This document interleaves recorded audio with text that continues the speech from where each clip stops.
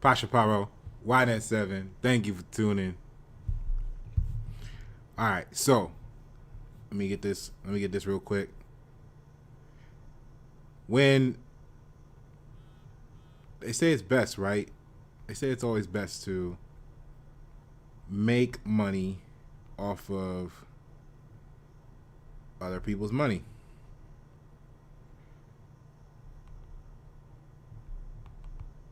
Hold on one second.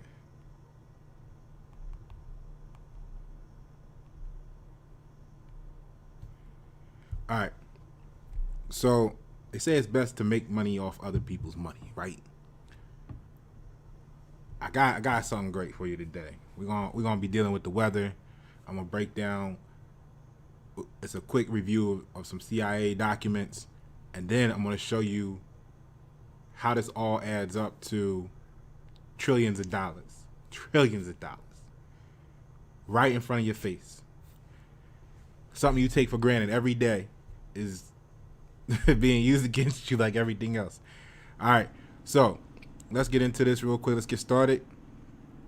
Make sure you share this, and we ready to go in. So this is unclassified document. There go the document number.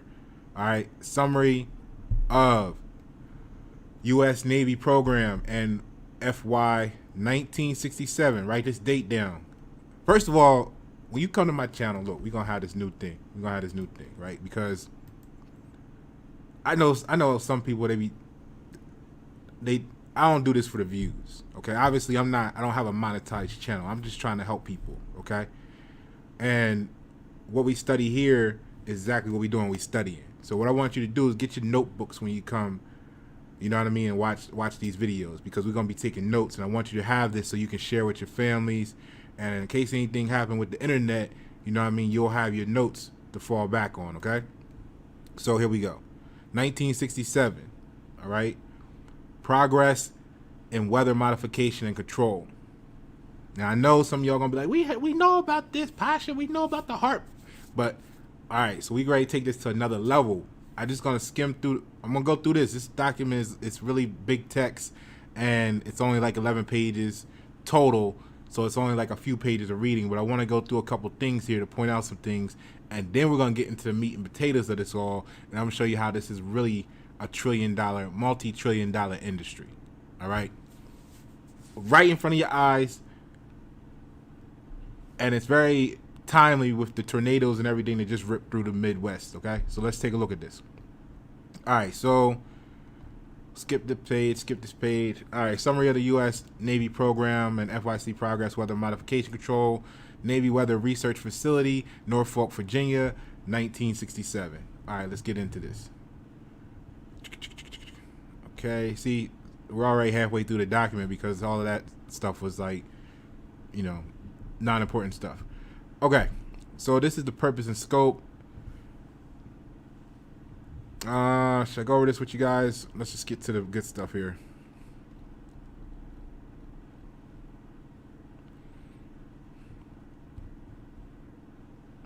All right, yeah, we'll go over this because I want you to get this part too.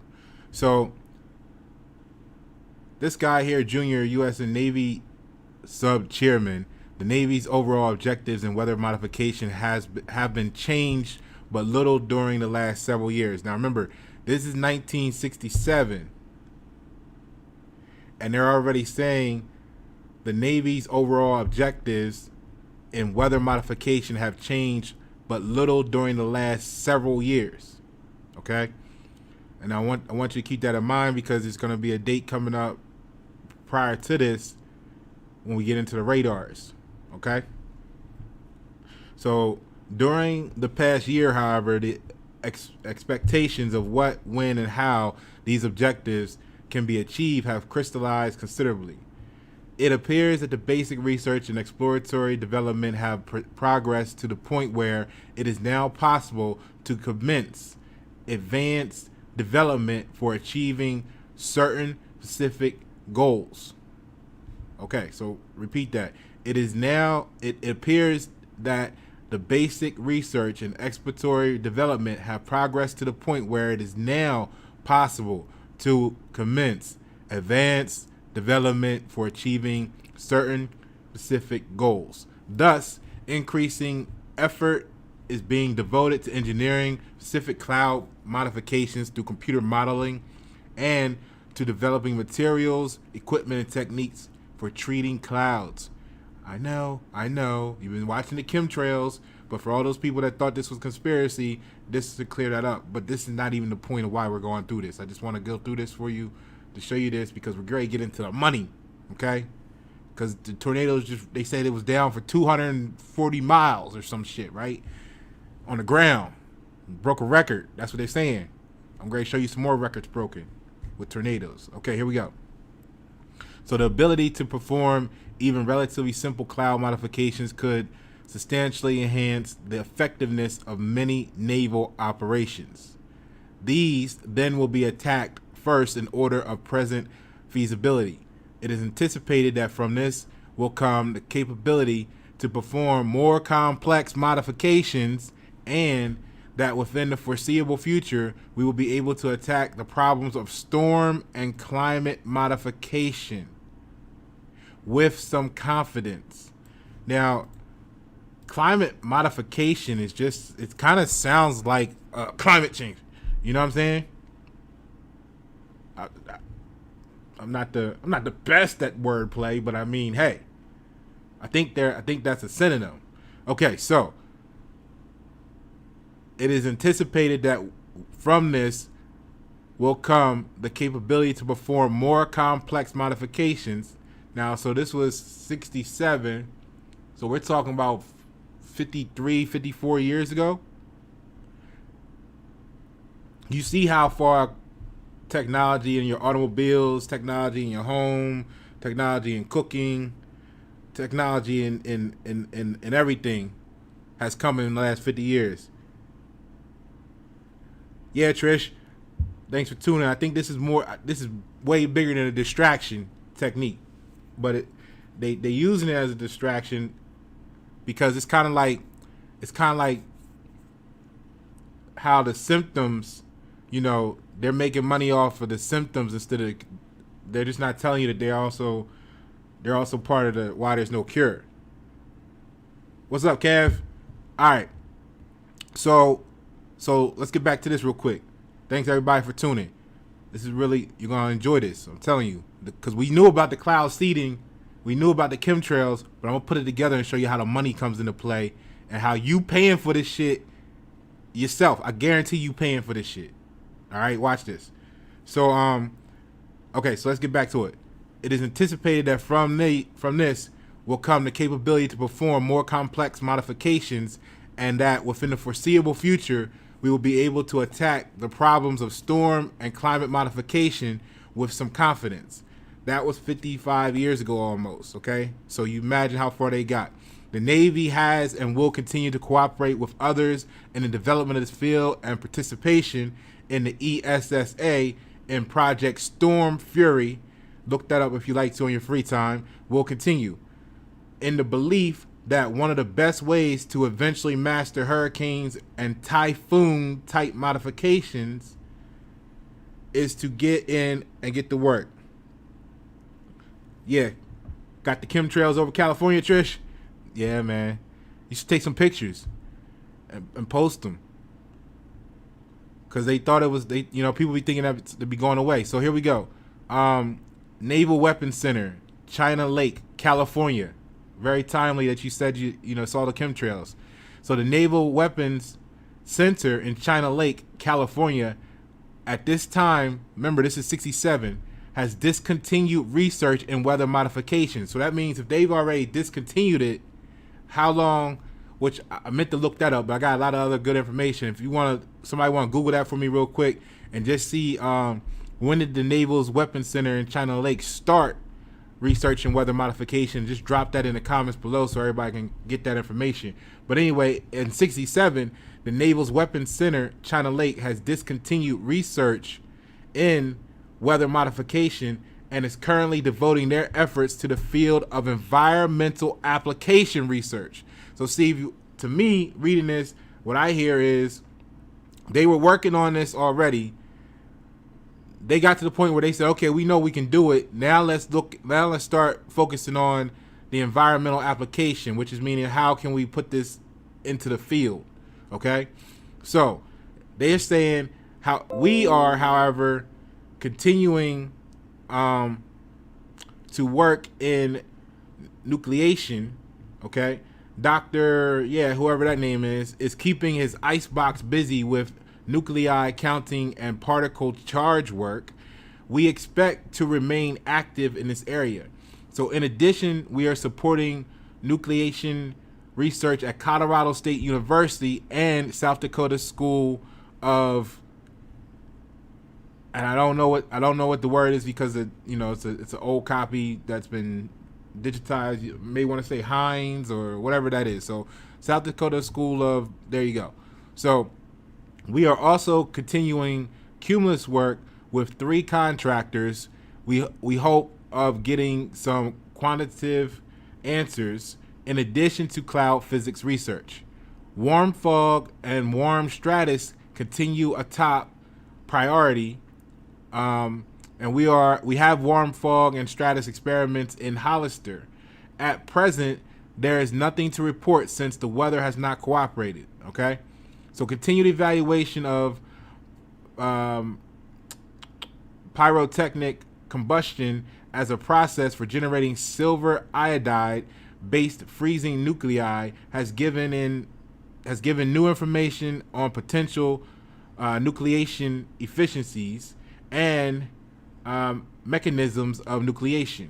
So I know we talk about like some of that stuff being harmful, they be dropping out the sky, but at least for this one, when I went and researched on the MSDS silver iodide, they didn't have any like poisonous information on it.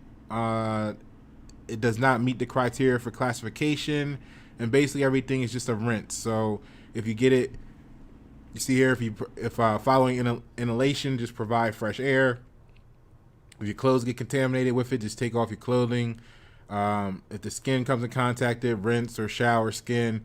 So they could do this and not really have any immediate visible effects.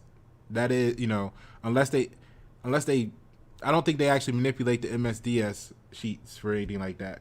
Okay. I want to say they're kind of off limits from manipulation, but you know how it goes. Who knows? So let's jump down a little bit here. It talks about what they're doing. All right. So they're basically taking this silver iodide, they're freezing it, and they're doing all these tests to see how it reacts and when it reacts in the actual clouds, making this ice crystals, which what they found is they caused it to, and I'm scrolling through here a little bit so that you can pause the video and read this if you like, because I want to get into the good stuff, right? So, look, let's see here. This PDF wouldn't let me highlight, so I gotta remember all my little notes here. So what they got computer modeling, which is kind of cool back then. And then, so here we go. Hygroscopic powders, on the other hand, can be pre-ground, sorted in a centrifuge, blower, separators, and packaged into the desired 5 to 10 micron range with virtually no small particles. 2 major fertilizer companies have expressed a desire to participate in this research, and one has prepared samples which appear satisfactory in preliminary laboratory tests. Okay, the Navy was a helicopter-borne dry insecticide dispenser, or the Navy has a helicopter-borne dry insecticide dispenser designed for mosquito suppression that appears suitable for preliminary field tests with these powders. It is anticipated that dusting treatments may be incorporated in warm fog dissipation experiments this winter. All right, so check this out, right? Condensation, coalescence, precipitation. So a mathematical model has been programmed and exploration using it has begun. Initial exploration indicates that there is a great potential for modifying warm cloud precipitation with hygroscopic nuclei treatments. All right. And then they had here ice phase precipitation, which is their other model. A mathematical model has been programmed to compute ice crystal growth and fall speed. Now this one, pay attention. This program is being used to explore the concentration of ice nuclei as a function of temperature and time required to clear supercooled fog. Engineering design of compressed air nozzles for nuclei supercooled fog is being carried out in conjunction with experimental program conducted by Army at CRREL. So those planes flying over with the chemtrails, there you go. All right, so look, climatologies of potential ice phase modification of convective clouds, a mathematical model for analyzing radio sonde data to determine the potential for ice phase modification of convection clouds has been programmed and run extensively on historical weather records. An example is presented in climatology for the Caribbean, which shows that cumulus seeding should be effective only infrequently during winter and spring, but quite effective in summer and autumn. All right, so operation byproducts. As a byproduct of the convection analysis models, an operational computer program has been developed for analyzing the vertical structure of the atmosphere from available sounding data. It is anticipated that these analyses will be used for the day-to-day assessments of weather modification feasibility. Now, what does that say to you? Okay, because what I hear is boom, boom, boom, your weather radar map. All right. Now, ironically, check this out. We go to the National Weather Service, right, and we see here we go. Doppler radar sends energy impulses and listens for any return signal. Okay, so the concept of radio detection and ranging radar began in the late 1800s, and by World War II, radar was used by militaries around the world scanning for incoming airplanes. But the use of radar for weather observation occurred by accident. Analysts noted in periods of heavy weather, the radar would return strange signals. Investigation into this phenomenon resulted in the discovery that these echoes were returns from the precipitation, unmasking a further use for the technology. In 1942, the U.S. Navy, who we talking about here? The Navy, okay. So in 1942, the U.S. Navy donated 25 surplus. So they already had 25 surplus radars in 42, okay, to the NWS, which was then known as the Weather Bureau, marking the start of a U.S. weather radar system. All right, at least this is what they told us. Okay, so the technology was refined in 1959. Keep that date in mind. The NWS began rolling out its first network of radars dedicated to a national warning network. An updated version, right? The WSR-74 supplemented and replaced the older radars beginning in 77. These radars provided similar data, but with newer and more reliable components. Okay, so another date I want you to remember is this one right here, 1992. So put that down in your notes. So around the same time period, researchers began developing a new generation of radars that would incorporate the use of Doppler radar. This allowed forecasters not just to see location and intensity of the precipitation along with basic storm movement, but the movement of the precipitation and winds within the storm itself after being developed and tested through the 80s by NOAA, National Severe Storms Laboratory, and partners. The first of these next-gen radar systems, NEXRAD, were deployed operationally beginning in 1992. So remember that date. All right. Let's get back to this. Scan through this here. Because what they mentioned in here is that it was hurricanes and tornadoes was mentioned in this as well. Okay. wind element storms.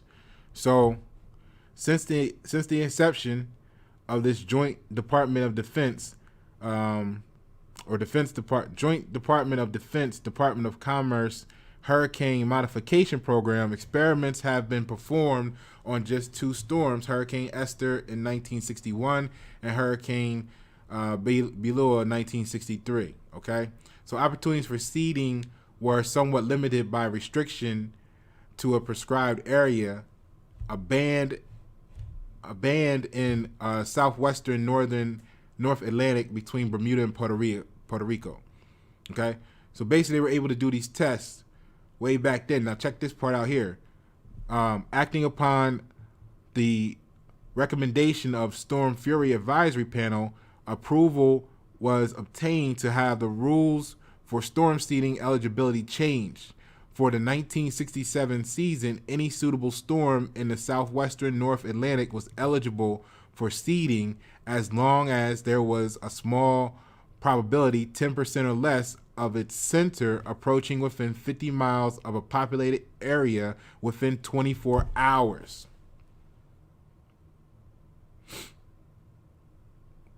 This change in criteria was made possible by increased accuracy of hurricane forecast. All right, so think about that. They can catch the storm off in the Atlantic, seed it, and as long as it's not gonna hit the populated approaching, or as long as the eye, right, there's a small possibility, 10% or less, of its center approaching within 50 miles of a populated area within 24 hours. So when you see these storms and they moving, they can catch them and see them, and they're predicting them so far out, days in advance, that they're meeting this right here where it's not going to reach the populated area. The center won't within 50 miles in the next 24 hours. So basically, we got to look into that a little more to see if they changed that, how that has changed over the last 50 years, right? With the more precision in the weather prediction, they may have even given them the ability to do it closer and they never said there was a cap on how strong they can make the storm. All right, so you get where I'm going with this, okay? So what else was on here?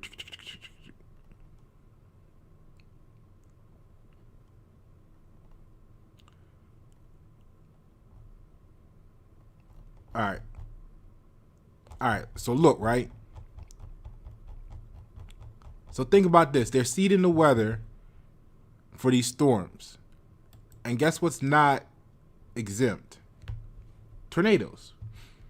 Now, they said they started this practice and they're claiming 67, right? Which is right here. Okay? And if you want to know what this is the NOAA, the National Centers for Environmental Information. So this is the accurate shit, okay? Like I tell you, I like to give you the truth. Okay, so look at this. Here's January 1967. Now, they said that they gave the satellites or the radars to them in what, 52?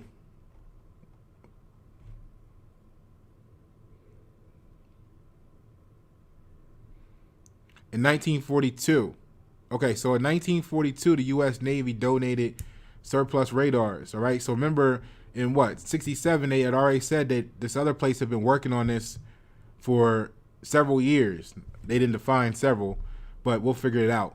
But anyway, in 1942, they donated 25 surplus radars. The technology was refined in 59. So if you ask me, they probably been working on it the whole time, and that's what they were probably using their radars for in the beginning. Or, at some point, because they said they had the technology since the late 1800s. It didn't take that long for them to start seeing clouds and storms show up on the radar bloops. You know what I mean? Like, you weren't just out there for 50 years before you say, you know what, I think this is not an airplane. I think this is a cloud. We might be getting some rain. I don't think that it took them that long to figure out they were looking at clouds. So if that's the case, if they had the technology since the late 1800s, and in 1942 they gave 25, they probably been using this for a while and watching this for a while, right? It'd be safe to say, but we can't guarantee it yet, but it's safe to say. So let's get back to what we're talking about here. What we're talking about is this right here, because if we look at this chart, it only goes back to 1950, right? But at 1950, obviously, it was the lowest it's ever been in tornadoes. Okay? Then in 51, it was a little more. And in 52, it was a little more. Now, why doesn't this go back any further? Obviously, they had, I don't know. Were there tornadoes before the 50s? I don't know. Was it a handful? Was it a lot? I don't know. I'll have to do some more research for that. But what I'm going to show you today is definitely going to be visible per this graph. All right. So we can see here's 51, 52. They gave them the joins, right? They gave the weather station people these radars. And then the next year, boom. Or excuse me, in 52, we get a spike in 53, and then it starts to go up from there, right? Boom. Then we have the highest ever in 57. Okay? Then it comes down, and you see where it's going here. Now, remember I said 1992, right? 1992 is the first. So the new average between 1991 and the year 2010 here, right? Which is probably, this is the average. So 92 was the first year that it went over, 1,200 tornadoes in a year. All right, so let's get into why, okay? Because you just gotta, you're gonna be so amazed at this. I mean, you saw them flying the planes over in the chemtrails and all this stuff, but watch this shit here. Private equity. Now this is from April 24th this year, 2021. Private equity is buying up annuity and life insurance policies that may be bad for consumers. I'm gonna start you off here so we can get a rolling start. So private equity firms are buying up businesses worth billions of dollars and annuity and life insurance assets. Financial advisors warn policyholders could see higher insurance costs and other fees as a result. However, some deals are structured so there may be a disincentive for firms to raise costs. Policyholders could also benefit from higher returns. All right, so this is from CNBC. If you want to check that out and read through this, feel free to do that at your leisure.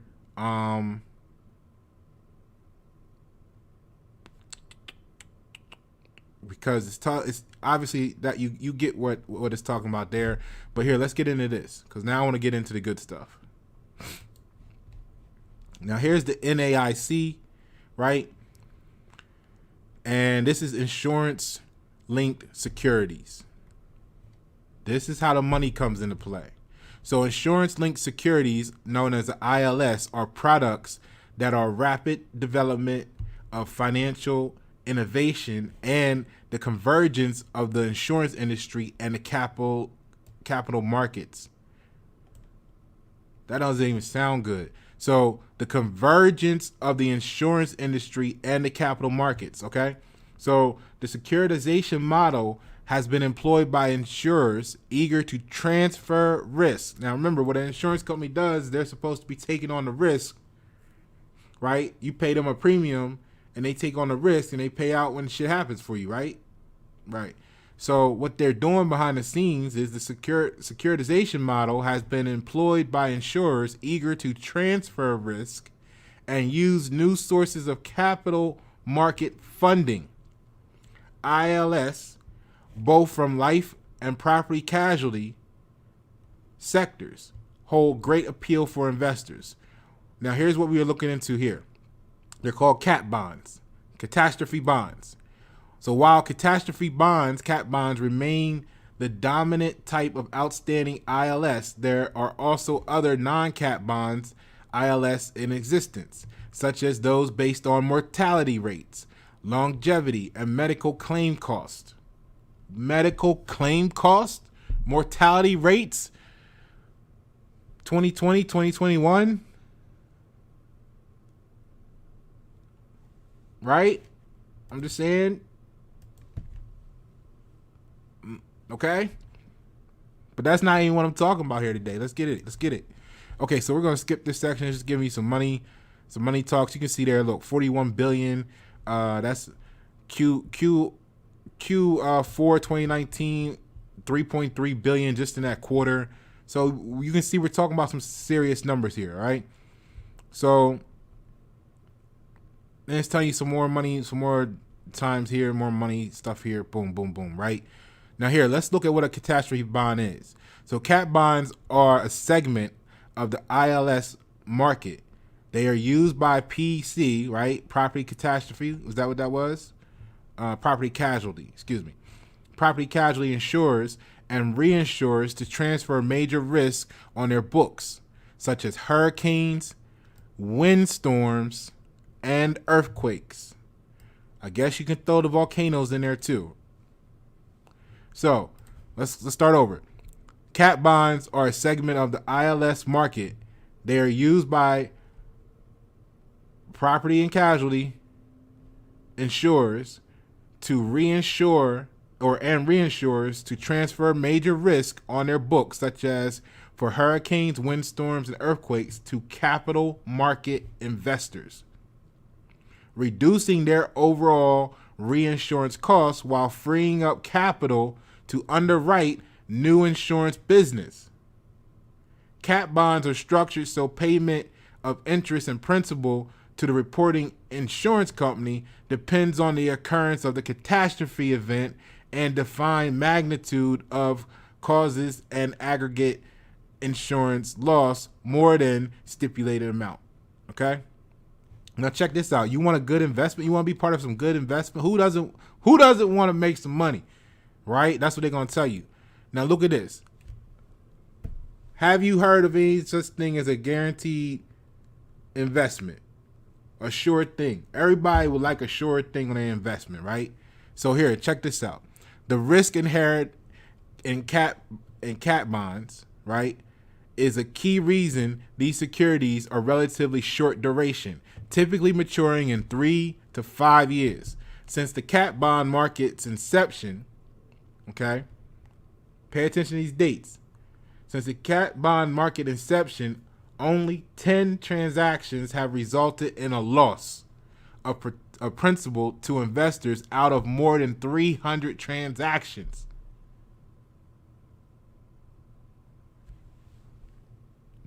Could you imagine? Hold on, let me get the close up here. Let me get big in the screen for this one. Could you imagine knowing when you put your money into some stocks, knowing when you put your money into some investments, knowing when you did something, that the history said that there was only, if you're looking at daily profits, and let's just span it out to a year. I know they said over 300 transactions. Let's just do a year to make it make sense, right? Could you imagine the feeling of joy you would have knowing that worst case scenario, historically, it's only 10 days a year you're going to take a loss? How good would that feel to just dump all your money into it? Right? All right, let's get to it. We not done. This is just building up the icing. This is building the cake up. I'm going to give you the ice in a moment. So check this out. So since the cat bond market's inception, 10 transactions have resulted in a loss of principal to investors out of more than 300 transactions that have come to market in its nearly 20-year history. Remember I said pay attention to that date, 1992. So of these 10 historical losses, 6, now look at this reason. Now look at the reasons why they had the 10 losses. Of the 10 historical losses, 6 were the result of insured loss events and 4 were related to credit events in the vehicle's collateral due to the collapse of the firm responsible for guaranteeing the bond's collateral. So basically, probably in 2008, 2009, 4 of those joints were part of that loss. You know, companies folding and stuff like that. So they really only had 6 losses out of over 300. That was just natural loss, right? So although it was once the most commonly used collateral structure, the collateral structure used in deals that are include credit-related losses, called total return swaps, is not used in any outstanding cat bond. Treasury money market funds. Now remember, we were just talking about yesterday, we were just talking about how the debts, what happened with what, Trish? We were just talking about the debts that the government owes, and it's 28 trillion, you know, that the United States owes.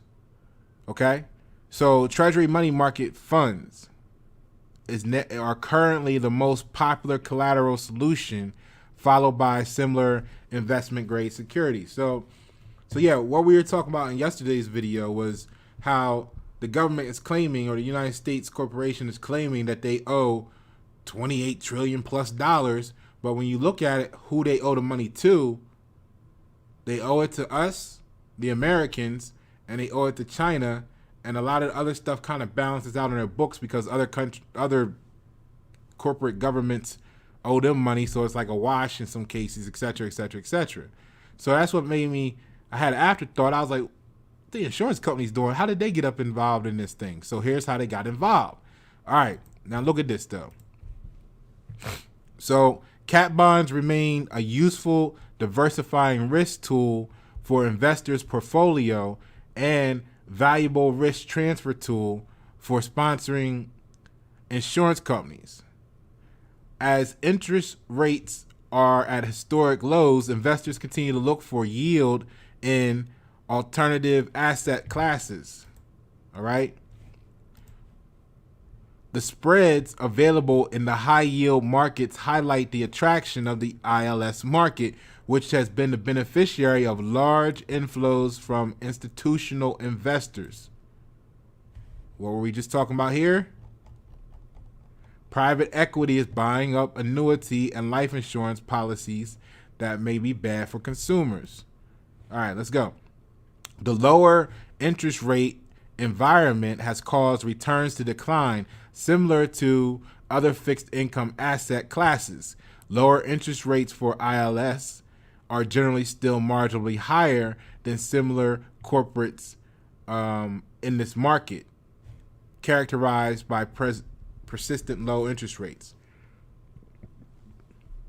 Okay, so insurers, in addition to being issuers of these securities, can and do invest them on a limited basis.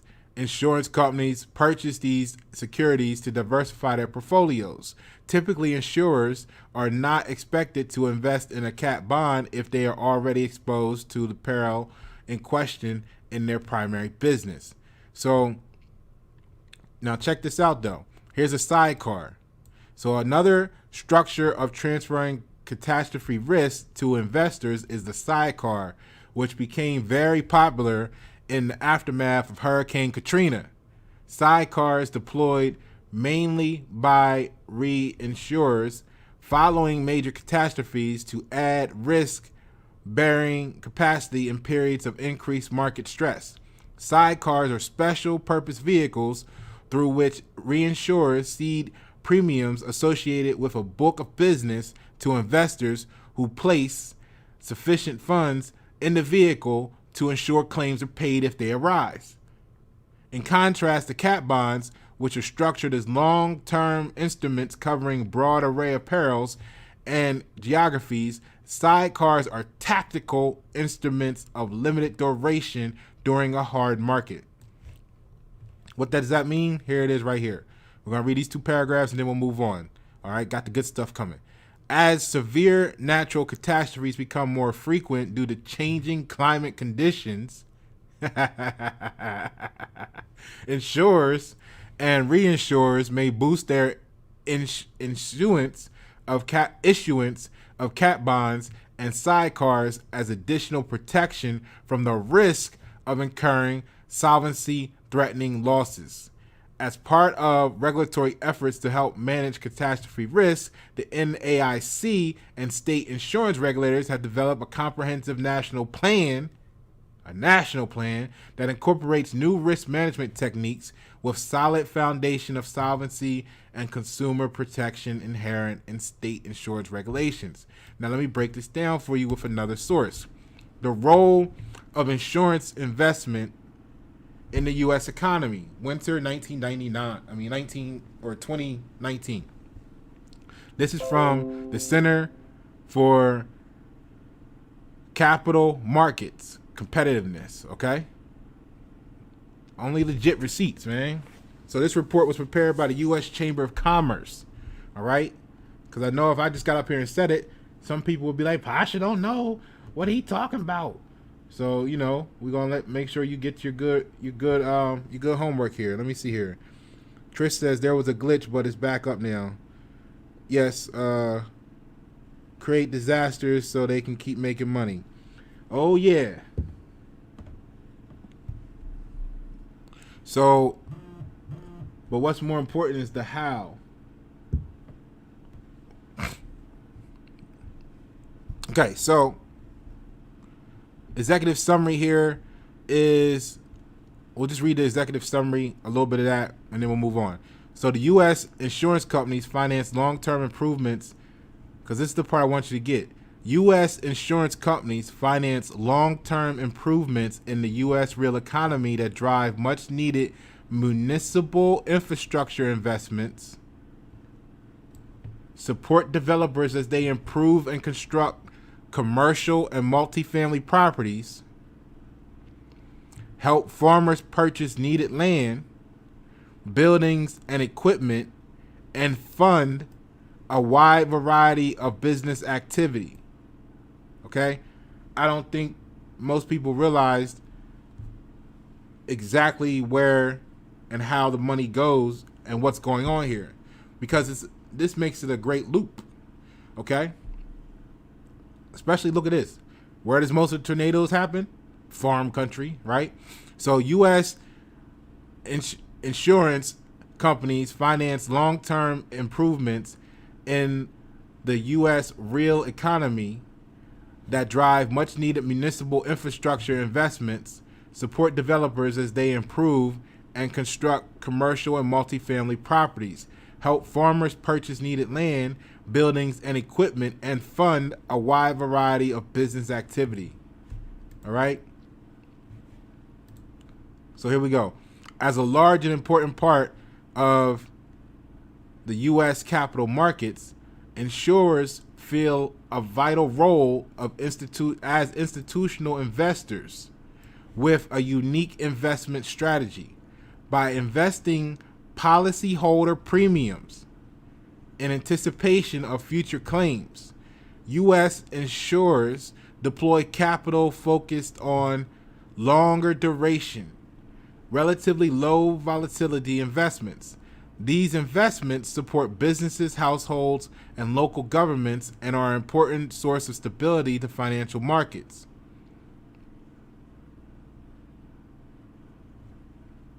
All right, so check this out, right?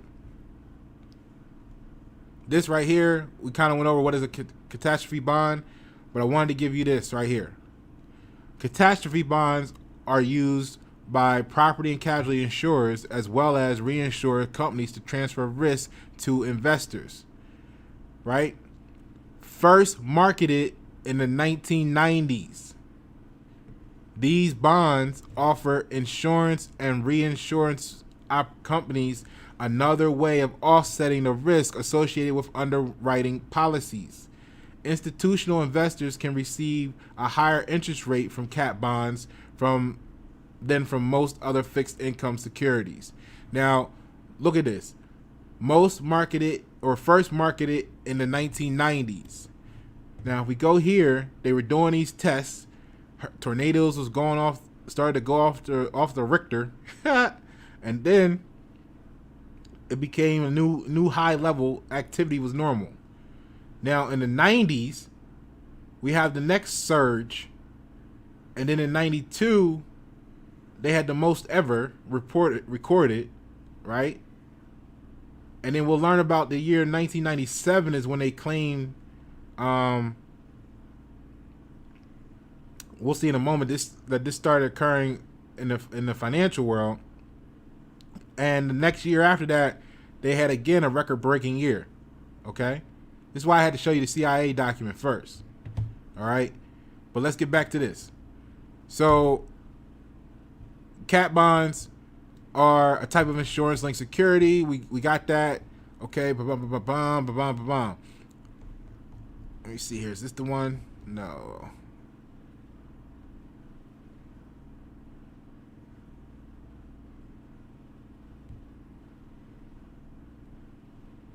Okay. So here we go. Now we're gonna see how they make the money, okay? And how they make the money off the money they making the money off of making the money off of. That's what we're ready to check out now. So catastrophe bonds, a primer and retrospective. All right. So since 1997, bam, the catastrophe bond market has provided the insurance industry with protections against natural disasters that have grown more frequent and costly. Again, they're claiming 1997 was the start of this. You know, probably in some backdoor parlors, they probably had this going on for years, okay?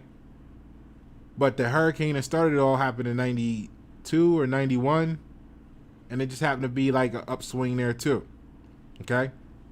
So it's, all right, let's get back to it. This article explains how cat bonds work and then looks at how the market for them has grown in size, coverage, and sophistication over the past 2 decades. It also explores how and why different types of institutions use cat bonds to transfer insurance risk. All right. So the catastrophe bond market was born during one of the most difficult periods for the property and casualty insurance industry. In 1992, Hurricane Andrew struck Florida and the Gulf Coast, inflicting $27 billion in damages, of which $15.5 billion was covered by insurance. At the time, Andrew was the costliest hurricane to ever make landfall in the United States. It led to the failure of 8 insurance companies and pushed others to the brink of insolvency. As a result of the losses suffered during Andrew, insurers reevaluated their risk exposure to coastal areas across the country. Homeowners insurance prices in coastal communities rose markedly to account for the possibility of significant losses, and many large insurers and reinsurers initially reduced their exposure to catastrophic events in the coastal regions. So here, remember it said that remember it said there had to be a certain threshold met for these to kick in and pay out. All right, right here. A cat bond is a security that pays the issuer when predefined disaster is realized, such as a hurricane causing $500 million in insured losses or earthquake reaching a magnitude of 7.0.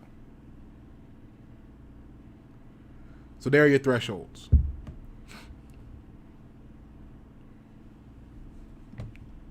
So in an effort to boost insurance capacity, insurance companies bought greater amounts of reinsurance from reinsurers less affected by Andrew. Additionally, publicly funded state insurance programs were created to cover a portion of the losses specifically tied to catastrophic events. However, the demand for natural disaster-related insurance by households and businesses meant that new capital had to flow into reinsurance. To increase the available capital, the insurance industry created a new financial instrument called a catastrophe bond. A cat bond is a security that pays the issuer when a predefined risk or disaster risk is realized, such as a hurricane, $500 million, and a magnitude earthquake on the Richter scale.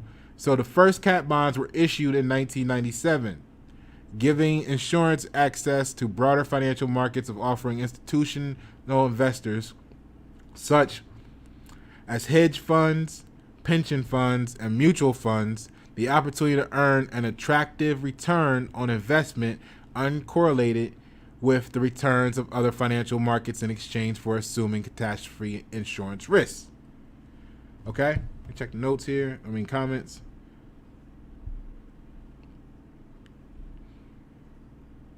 I think I already said this one, but yeah, create disasters so they can keep making money.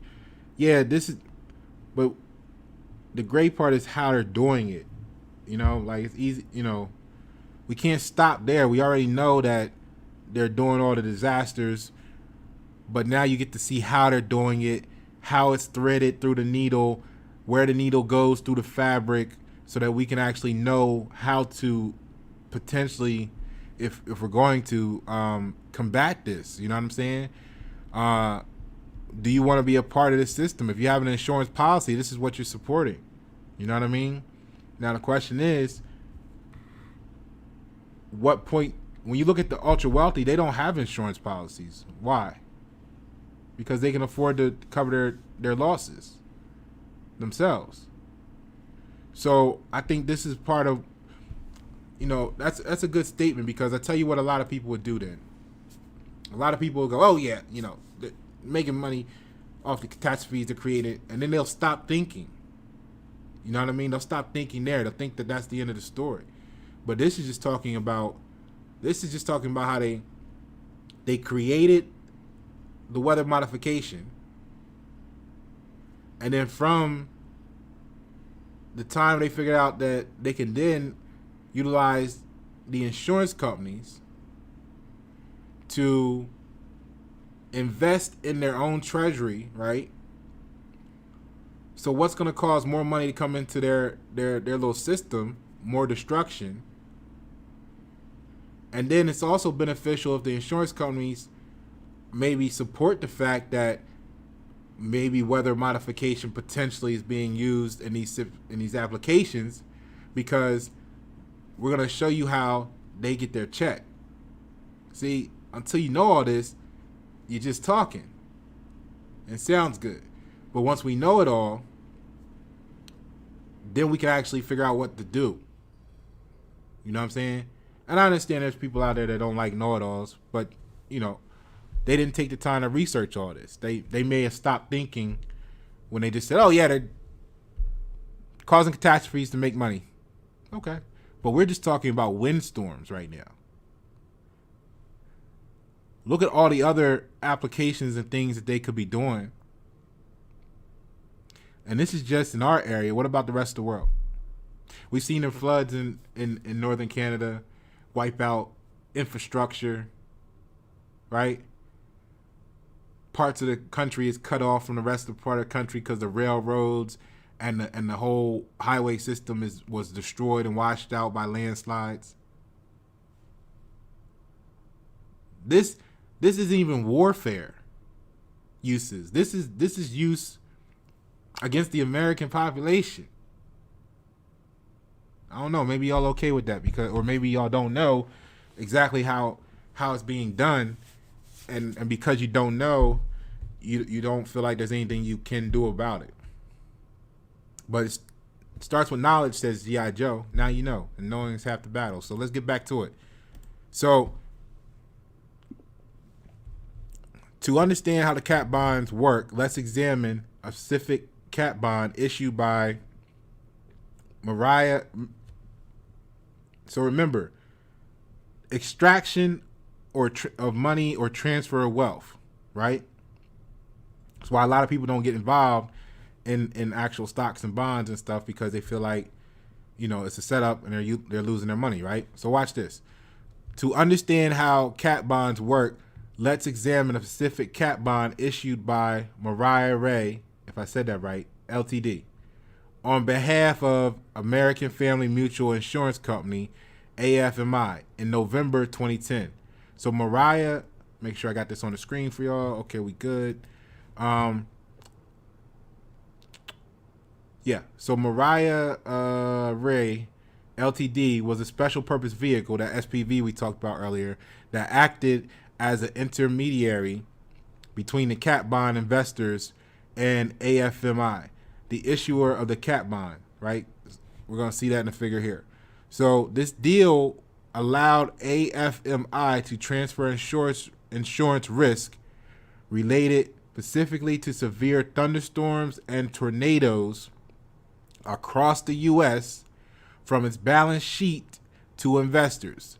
The deal provided AFMI with up to $100 million in compensation if estimated losses to the P&C insurance industry, it didn't say to their company.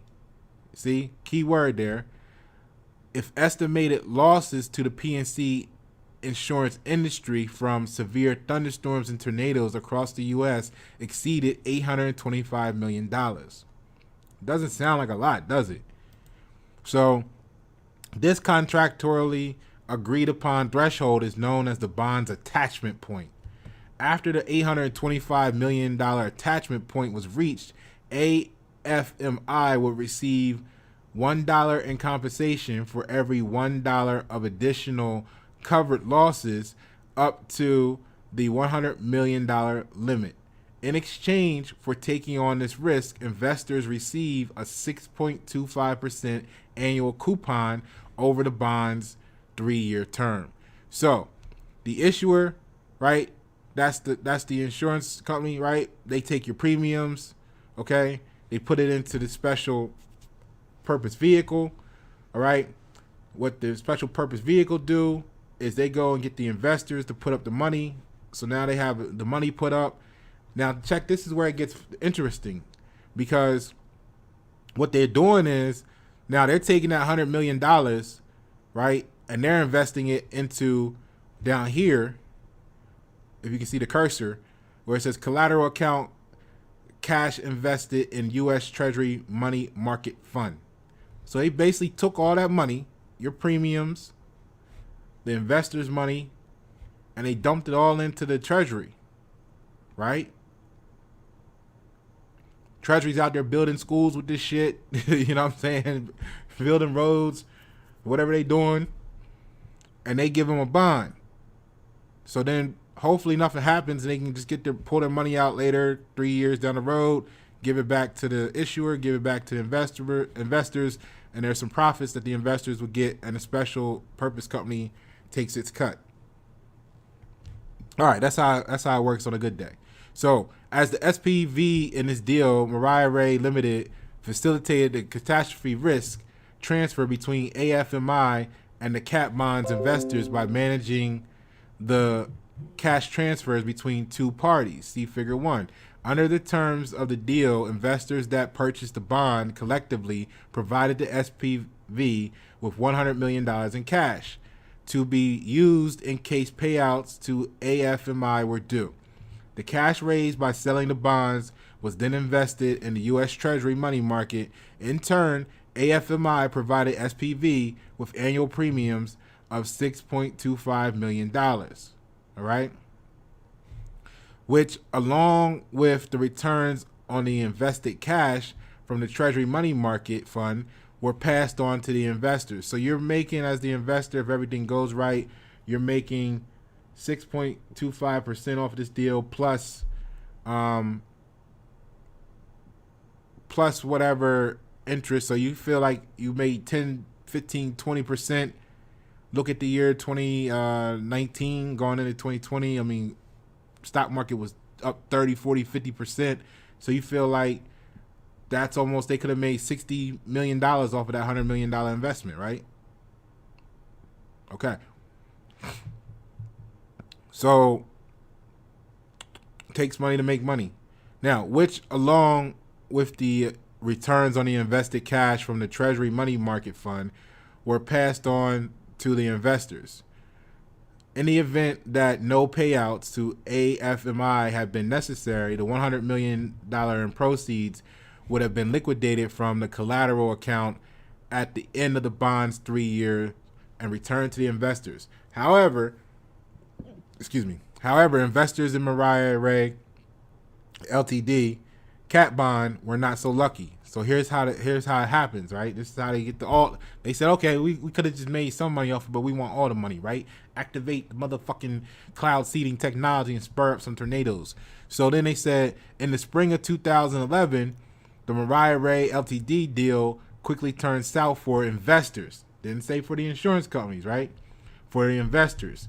When multiple tornadoes broke out in the southeast and Midwest. In April and May alone, a total of 983 tornadoes touched down across the country, which led to 498 deaths and totaled in $21 billion in damages. So not only did they have the damages, but they also had the deaths.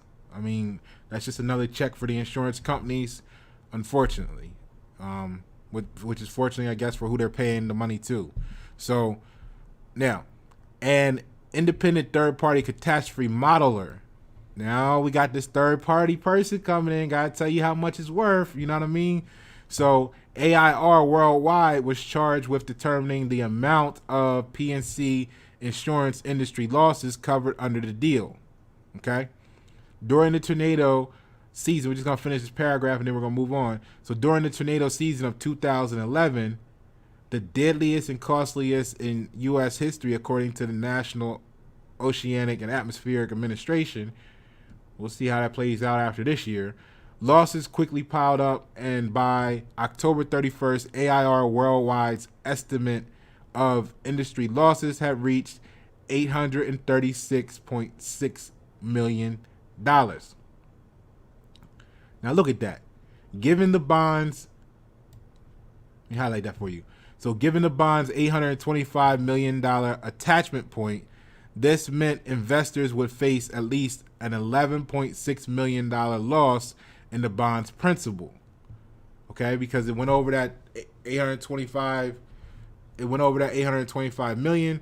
So they're gonna take the difference from it, but they were only out 8.6, and you figured if they're, I know they're saying they're supposed to keep it in the treasury account. I use an example from like the regular stock market, but you know, who knows where this money be going, you know. But if they made some money off of the treasury at 6 plus point whatever percent, plus any additional interest there, they actually could be either breaking even still or still in a profit, just not as much of a profit, right? At this point. So they said, wait a minute, that's only 11, you know what I mean? Only giving us 11 million here. Come on. They got a whole pool of 100 million sitting there. We want it all. So then on November 28th, 2011, the situation worsened for investors, and AIR Worldwide changed the designation for losses due to a Kansas storm from non-metro to metro. Because AIR Worldwide's industry loss estimates placed a higher weight on metro area losses. This change caused estimated industry losses to rise to $954.6 million, completely wiping out the investor's principal and providing AFMI with the full $100 million in loss coverage afforded under the deal. So look at this here, right? They said, okay, we're going to put up this 6.25, right, over 3 years. And I guess even if that's 6.25 annually, you're only looking at like 18, 19, 20 million. So they put up 20 million to have access to 100 million, right? Now, what the company did, the middleman said, okay, we're going to take that and we put the 100 million into the treasury account.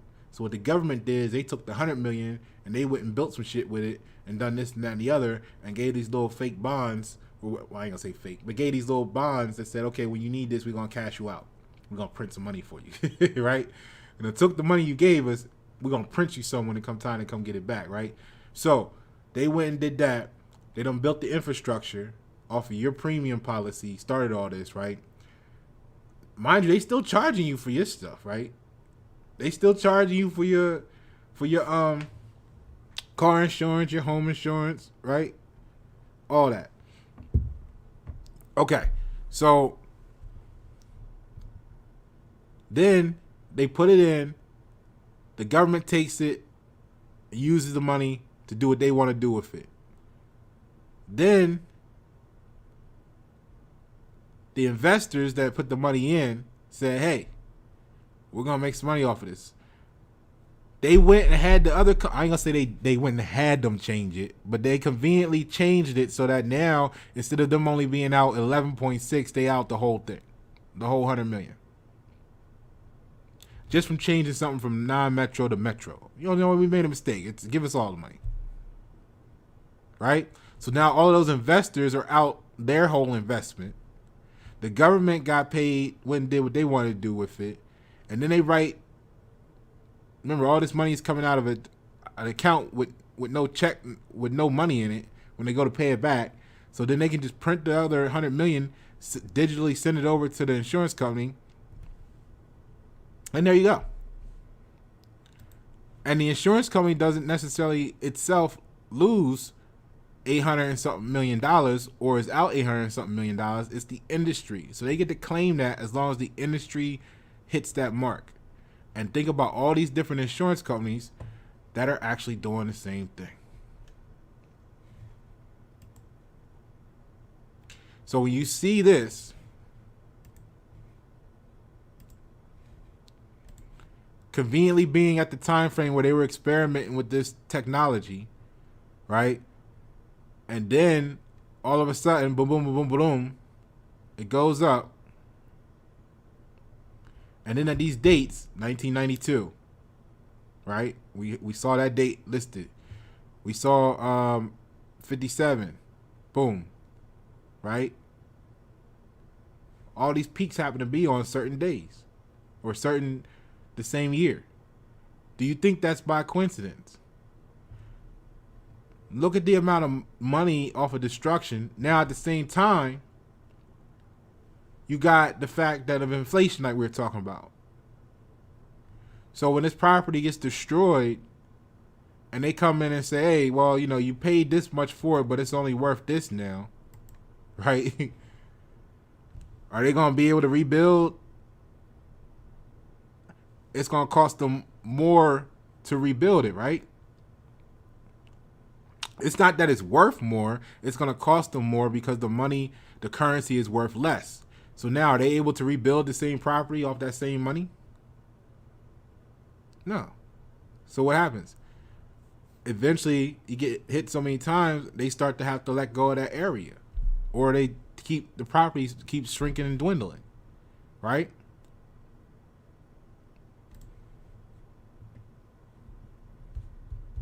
So the highest year here so far was 2004.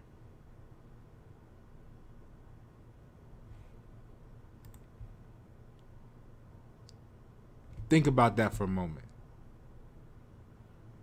Record-breaking tornado, 200 miles on the ground. Never seen anything like this before in all of our history. We were just talking about they need to come up with some ways to get some money. Record-breaking tornadoes. Infrastructure bill just passed. Pasha Paro, YNS7. Thank you for tuning.